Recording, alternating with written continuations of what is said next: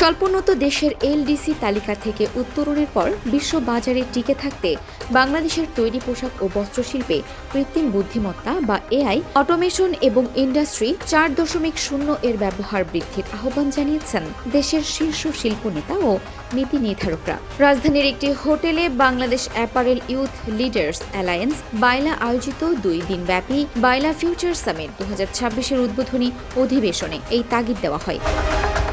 সম্মেলনে বক্তারা বলেন, ভবিষ্যতে কেবল কম উৎপাদন ব্যয় বা বাজার সুবিধার উপর নির্ভর করে প্রতিযোগিতা করা সম্ভব নয়। প্রবৃদ্ধির মূল চালিকা শক্তি হবে উৎপাদনশীলতা ও উদ্ভাবন, প্রচলিত উৎপাদন মডেল ছেড়ে এআই ও ডিজিটালাইজেশন গ্রহণ করা, মূল্য সংযোজন ও নিজস্ব ব্র্যান্ডিং।